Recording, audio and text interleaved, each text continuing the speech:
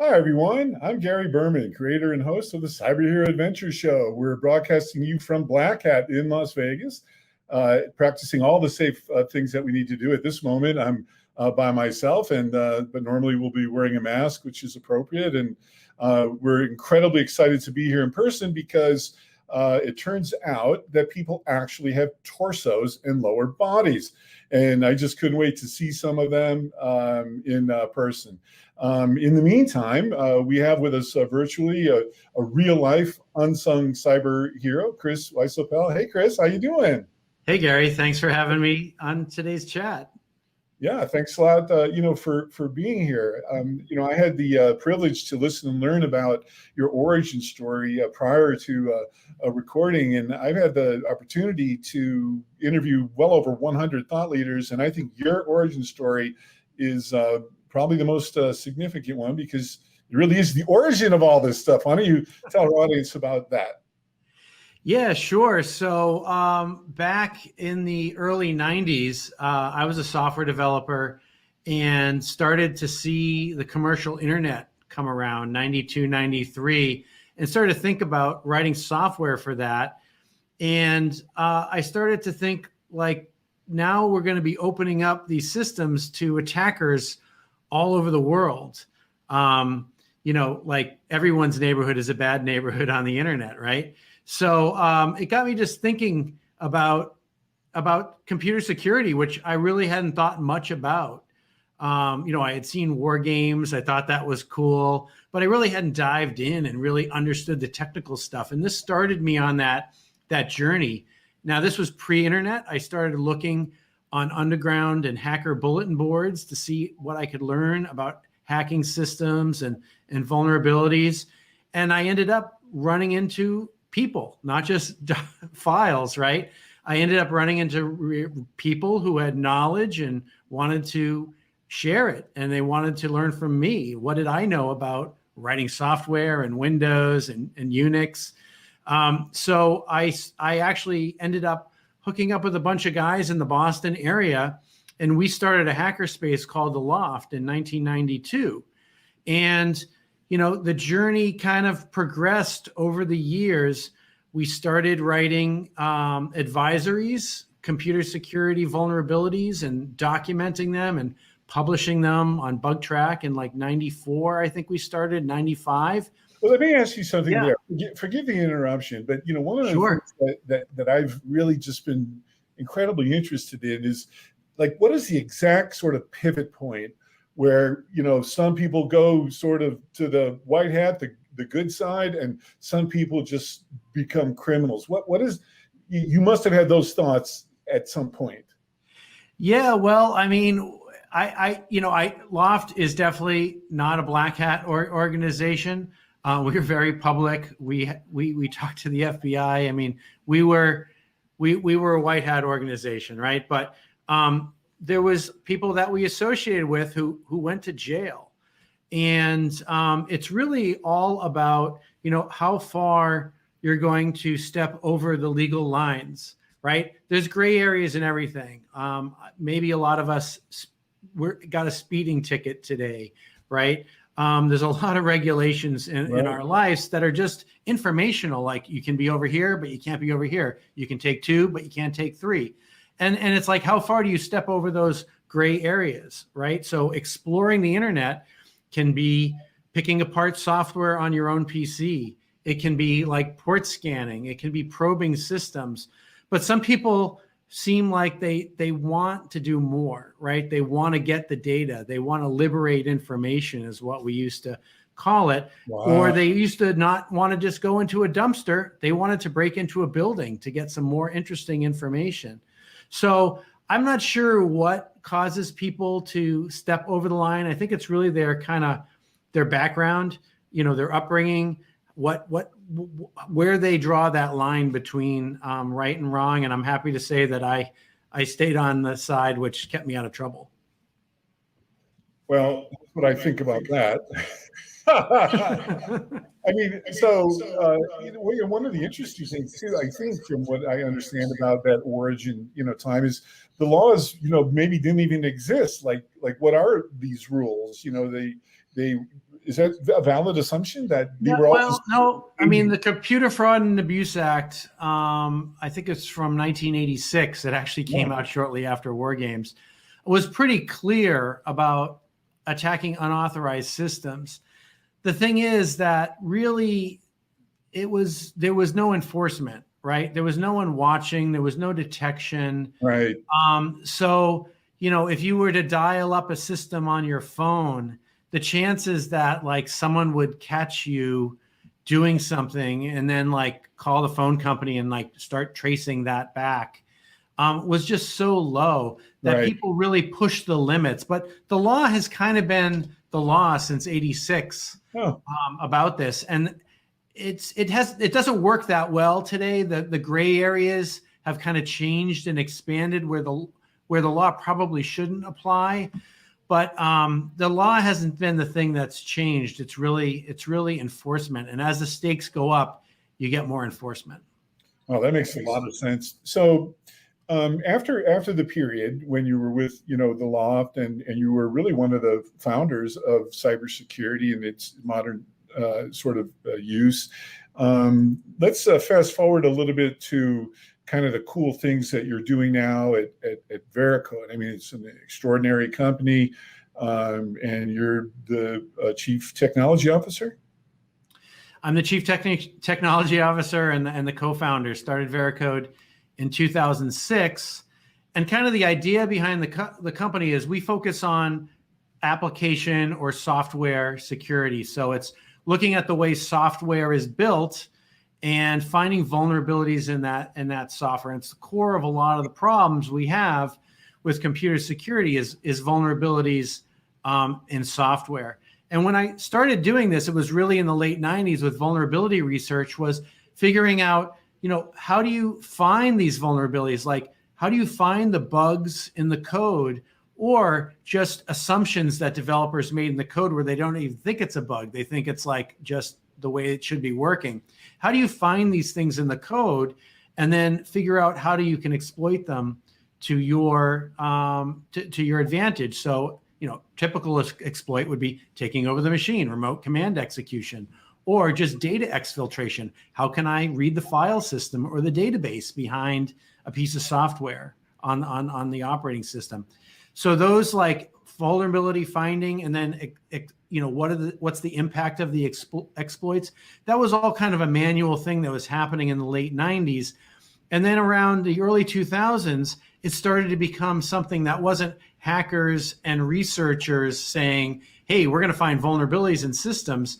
It was taking that knowledge and shifting it over to the people who were trying to secure the systems so they could use the same techniques and they could find the vulnerabilities in their software before they delivered the software to the customer.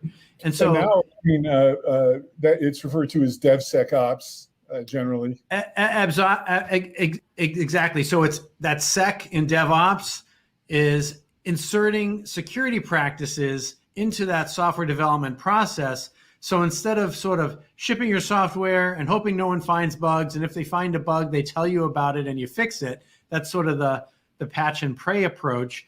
It's let's use all those attacker techniques on ourselves, insert it in the developer process. Hopefully it's highly automated. That's what we do at Veracode. We highly automate this process, and it becomes a way of making secure software. It's kind of like hiring someone to do a break into your building and tell you where all the weak points are. We've automated that process for software.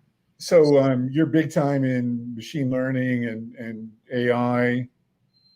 Well, actually, I think we're just kind of starting to get to machine learning and AI. I think we've been wringing a lot out of the algorithms that we've made to make them as accurate as possible and as comprehensive as possible. And now we're sort of just getting into the ML phase. And the way we're focusing on ML is really around remediating code. So finding problems is actually just the beginning, right? It's like the wedding day is just the start of a marriage, right? Like it's just the start. You have to do something. Time out. Okay, let me do the humor, and then you do the substance. That way we stay in our lane. So I'll cut down on my humor sandwich. But yeah, finding is just the start. Fixing is the hard part. Fixing, Yeah. you can find things without involving the developers, right? You can have automated processes finding these things. But when you actually then go to fix it, you're changing the code. A developer typically has to do that, and they have to make sure it's correct and it doesn't break anything else. And that's a slow process, right? Like we could find literally hundreds of vulnerabilities in a few minutes in a scan, Wow. where Wow. fixing each one of those vulnerabilities might take minutes or even hours. So Veracode automates the fixing part? So we want to automate the fixing. That's where ML is coming in, where we can use lists of fixes. So we have code that was broken and code that was fixed. We know the difference of that code. We can use that and learn from that to come up with fixes for things that we find that aren't exactly like anything that's ever happened before. Right. I mean, that's interesting too, just on a personal level, because I had the privilege of getting my very first certification at 64 years of age, and it was in, DevOps. And here, I wasn't going to do this, but take a look.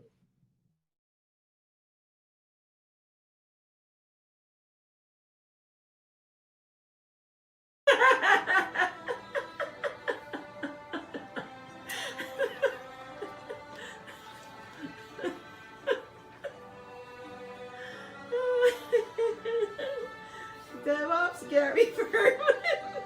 Did you pass? I passed. Thank you so much for all your support.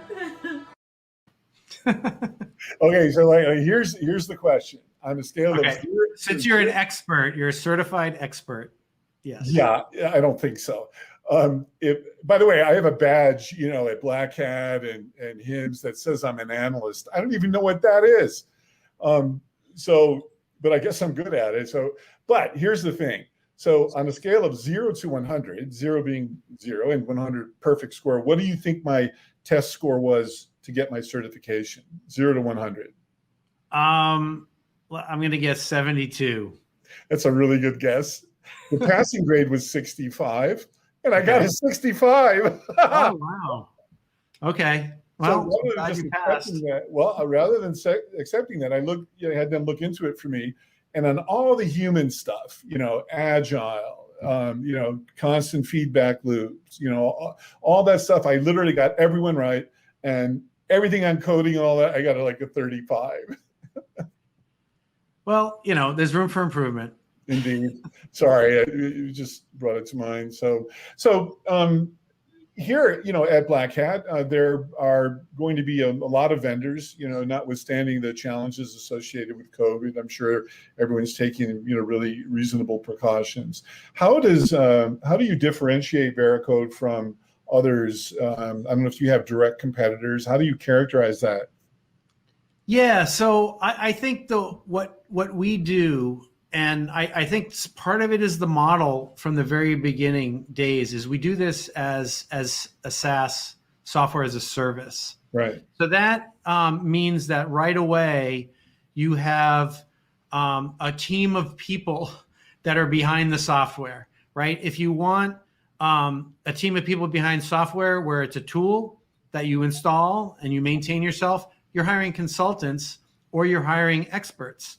Those people are very hard to find, yes. Right? We all talk about the shortage in cybersecurity talent, especially when you get to software security. You're looking for people who understand vulnerabilities and exploitation and coding and software architecture. So you have a team of people that are behind the software, so helping you use it well, right? Or if something goes wrong, we're right there to fix it, even maybe before you even realize it's gone wrong, because we've instrumented everything. But finally, I think the big thing is we have consultants and pen testers that work hand in hand with our software. So if you need those services, you can just turn on exactly as much as you need. And you have both the best of automation and the best of human brain power to help you make your software secure. And do you focus primarily on enterprises or SMBs or combination?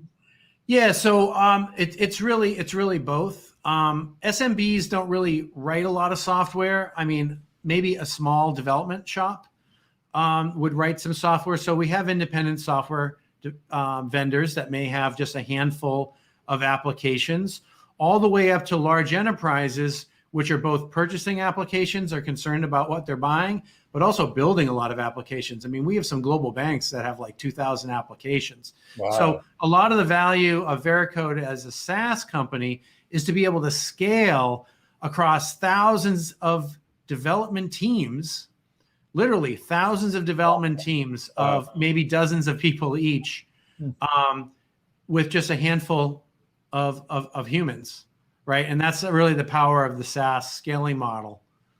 And I mean, that sounds giant to me. How big is Veracode? Whatever you can say publicly, or how you would, describe Yeah, it. so we are around 750 people. Wow. We're mostly based in North America, but we have a big presence in the UK and a development and research presence in Singapore. We have, I think, around 2,600 customers. Wow. And they do span from hundreds of very small vendors to, we have dozens in the Fortune 500. So, huge companies. And do you focus on a particular sector of the economy? At this point, it's pretty much everything. You start off in finance, and then healthcare, because those are regulated and more companies are in those spaces. But then it just becomes any company that is doing a lot with technology and has a big brand name. So we get manufacturing, retail, media companies, insurance companies. It's pretty spread around now. That's cool. Everyone's using software. Well, which is like everyone, yeah. And everyone's building software today. You mentioned healthcare. So one of the other conventions that I'm attending as a member of the media is called HIMSS, HINSS. It's the world's largest healthcare conference, and it's ironic that they're hosting it here now at this time. I don't know what to make of that in my own calculus yet, but it's next week. So you're well aware, all the ransomware attacks, these criminals are just, lacking any type of human, emotion. What do you say to our audience about best practices pertaining to protecting personal health information, the security of digital medical devices and things like that? Well, I think healthcare sort of has the worst of all worlds here, because, their environment is kind of like a retail environment, where in a lot of places you have people coming and going constantly. And that's all been digitized with mobile apps and web apps. So you're signing up new people, and you have anonymous people accessing resources. So your attack surface and exposure of a traditional sort of retailer or internet store is there. But then you also have medical devices, right? You have devices that are wireless, they're on your network, and they're controlling, healthcare, right? You have infusion pumps, right? You have X-ray machines, right? So you have actual physical IoT, which is connected to this network, which then is potentially connected to, sort of the retail exposed part of the hospital. And it's life and death. This is a character. Absolutely. This is a character we created called Vernon the Virus.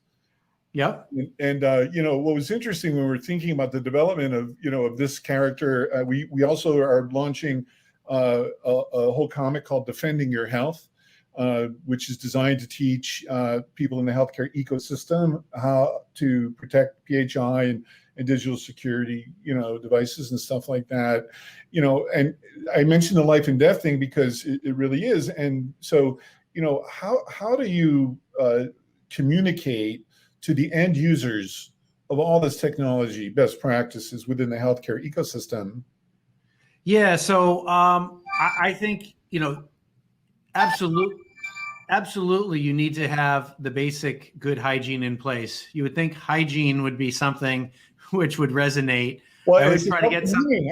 It's interesting too, coincidentally, that many of the terms that are used in cybersecurity actually came from healthcare, like hygiene or virus or exactly. Hygiene is like the most boring thing in the world, but it saves the most lives, right? Yeah. If you look at causes of death and causes of harm in a hospital environment, it would be poor hygiene would be the worst, because it's transmitting something from one patient to another, right? To take or that bringing something into the hospital. Yeah, I mean, to take that. Sorry, I'm interrupting, but no problem. It's really important. To take that even a step further. The same is true in cybersecurity. Like 90% of hacks are caused by simple human error. Is that true? Exactly. It totally is true. So you need to raise the bar with good hygiene, right? You need to just raise the bar with things like patching, configuration, rolling out systems, rolling out authorization to new employees, deprovisioning all old employees when they leave. I mean, these are just all those basics that you have to do. It's not rocket science. It's just work, and you just have to do it.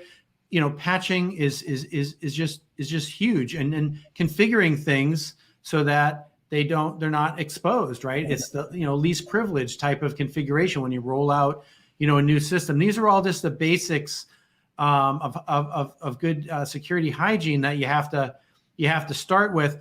I would say the next big thing is pushing back on your supply chain and making sure your suppliers are doing all the right things. So the people who are selling you, a piece of hardware, how do they maintain, the operating system and the software on that device? What security features have they built in? Do they have good hygiene practices? So supply chain is also a big issue in any environment, but I also think in hospitals, because they're constantly buying, new technology and new devices.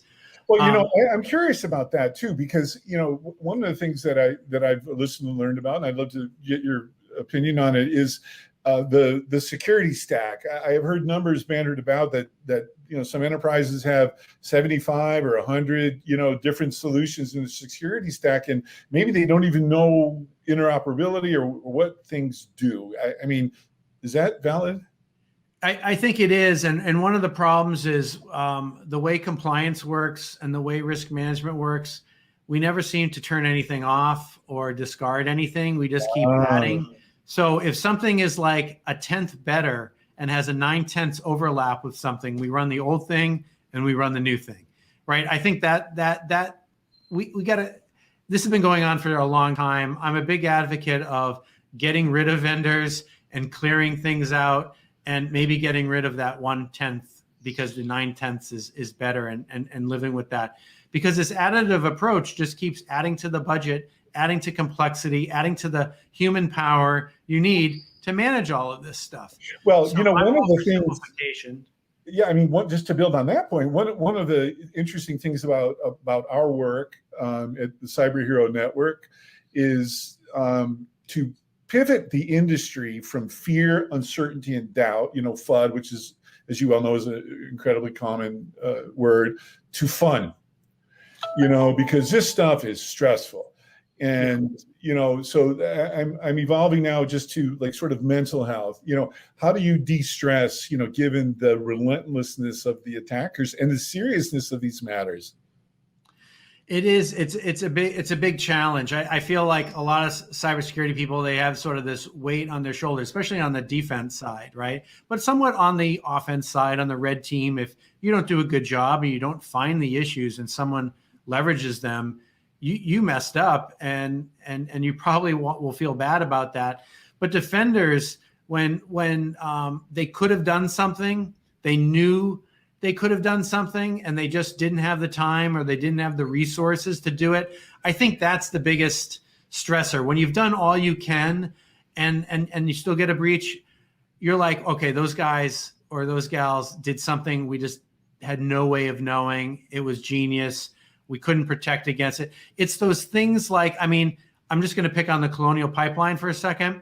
I can tell you that their security team probably wanted to get rid of that single factor remote access system, right? Like that was probably known, but a decision was probably made, well, at some point we're going to end of life it. We just need it for another 6 months. Those are the things that stress security people out when they know they can do something and for one reason they just can't get to it.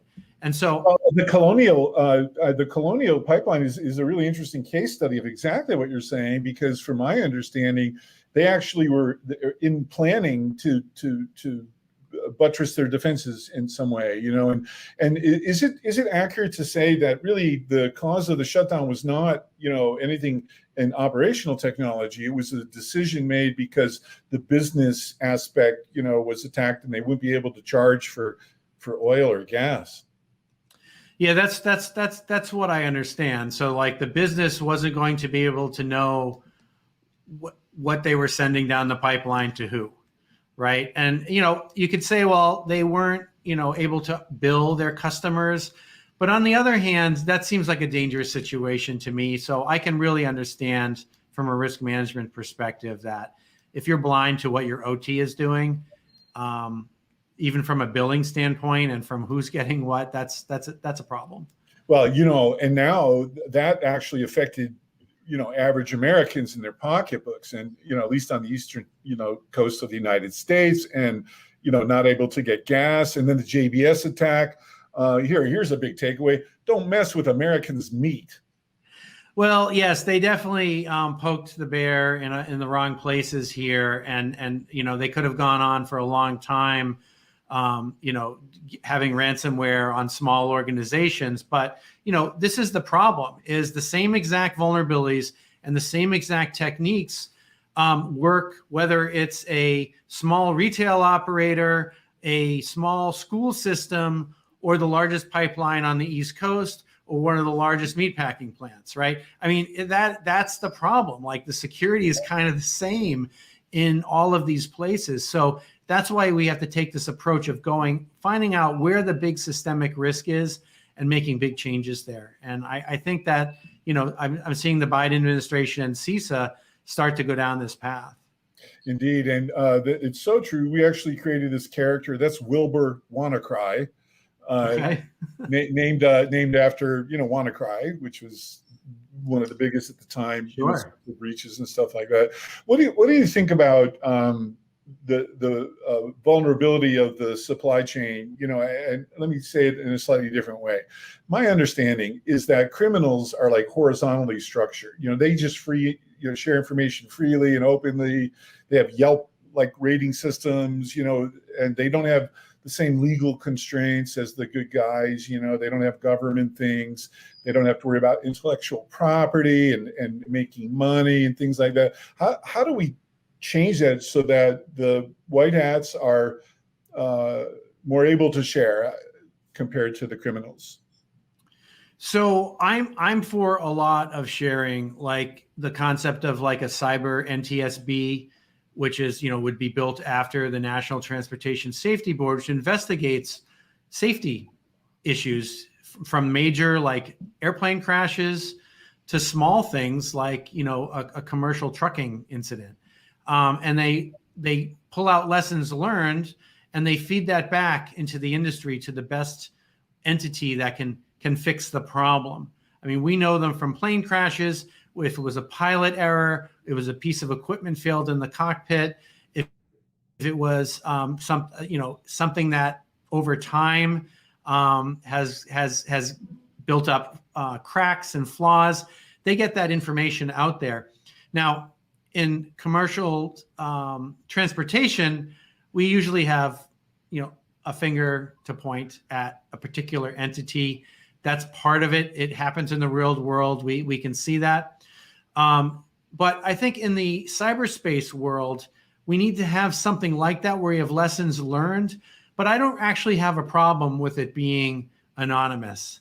I think it's more important to have the lessons than to be pointing fingers at organizations. Not that I don't want to point fingers at people that are doing bad things. I think it's even more important that we learn from the incidents and that we don't necessarily help the attackers know what was successful.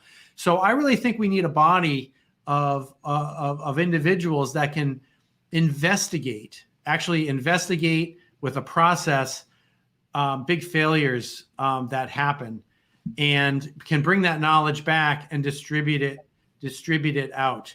And I just don't see, it's just so hit or miss and ad hoc the sharing that we have now, it doesn't have a process which is over a certain size incident, there's an investigation and the information is anonymized and published for all to see. That's one of the things that I think makes this idea controversial, is we're doing this in these different ISACs. We have FS ISAC and we have different IT ISACs and things where we share a little bit of information within a closed group. I just think those small information sharings don't work. I was part of the whole full disclosure movement in the 90s, and it radically changed the way we looked at vulnerabilities and the way that vendors needed to deal with vulnerabilities. They couldn't be brushed under the rug anymore. They had to deal with it because the researcher says, I have the information and I'm going to publish it for all to see with your name on it, and attackers are going to attack your customers. That changed the game. We need a change like that with information sharing. And I'm happy for it to be anonymous, but people are afraid that attackers are going to get the information and understand what works and what doesn't to defend against attacks. And I say, good. Defenders need to act on it faster than attackers do. That's a genius. And that's how you solve that problem. That's a genius idea, and it's interesting, because, trying to, the Biden administration now, I would love your opinion on this, as of recently has made some announcements of some big kind of structural changes, some big initiatives. Cybersecurity was first and foremost on President Biden's agenda with Putin. And by the way, so our evil goes away, for whatever reason right after that. But I just heard this morning that they've come back as another entity called dark something. Have you heard that yet? That our evil is back, just reconstituted? I haven't heard about it, but these people aren't going away, right? Like same thing with NSO. The people and the skills aren't going away. The business need is not going away unless there's some other changes than just breaking up an organization. It's not. All that is a cost of doing business, right? That's just a cost of doing business. They have to spend time and energy rebuilding something else somewhere else. So it's not a significant change just to break up. Now, certainly putting people in jail or making something illegal so legitimate organizations couldn't purchase something, that's the systemic change we need. Can you share with our audience, one or two stories? Like you've had some success stories in catching the bad guys? I'm not really on the sort of incident response side of things. Okay. I'm more on the prevention and protection. I know catching the bad guys is the sexy side of things. Yeah. Well, it's got to be done at some point. We did a very interesting micro think tank. We host these events pretty frequently that focus on different things. And the last one we did was, or the first one we did rather, was on the nexus between cybersecurity and artificial intelligence and its applicability across 16 CISTA critical infrastructure sectors. I just want to go back just for a moment, since you're deep into the programming and your role as a CTO. So what do you think about AI replacing people?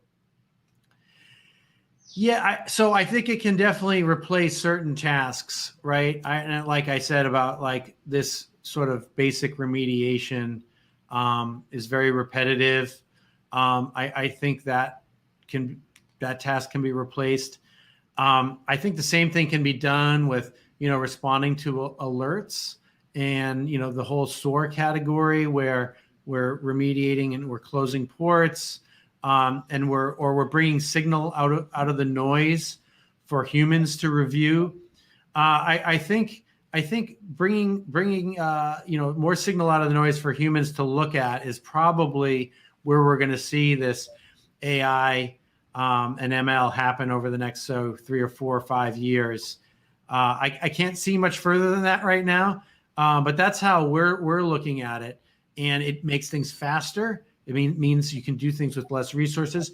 Now, of course, the attackers are going to be doing this on their side to understand how to attack a system. there's probably not going to be a fully autonomous, AI that's going around attacking systems and installing, miners or harvesting credit card numbers. I still think there's going to be a human in the loop, but it does make the humans more productive. And so it's absolutely going to be used both for attack and defense. Yeah, that's the first time I've heard an explanation like that. It's great, just reducing the noise, around the signals and what to pay attention to. I mean, I can't even imagine, working in a secure, a SOC, and just all this data and all these alerts, and what do you focus on first? And that's, I guess, one of the primary benefits of Veracode as a software as a service, right? Absolutely. Wow. Well, as we're wrapping up, on behalf of a grateful digital universe, Chris, is there anything else you'd like to share about your journey or Veracode? Well, I guess the only thing to say now is it's not over yet, right? Like one of the cool things about cybersecurity is it's so dynamic. It keeps changing. There's as long as you keep learning the new technology and the new things that are going on in the threat space, you can just keep yourself stimulated, right? It's just mentally exciting and interesting. And, that's why I'm still doing it at Veracode. I mean, we're doing cloud native apps now, which didn't exist when I started Veracode. Mobile apps didn't even exist when I started Veracode. Wow. Yeah. So, it keeps changing. It's dynamic. And I'm excited to keep using some of the same techniques from the 90s on software that's being built today. Indeed. And how will our audience get more information about you and Veracode? Yeah, so we're available at veracode.com. If you can follow me on Twitter, I'm at WeldPond. That's my hacker name I used to use back in the 90s. Oh, that's interesting. Check it out. Well, again, on behalf of a grateful digital universe, wait, I have one more question. Okay. Who's your favorite superhero?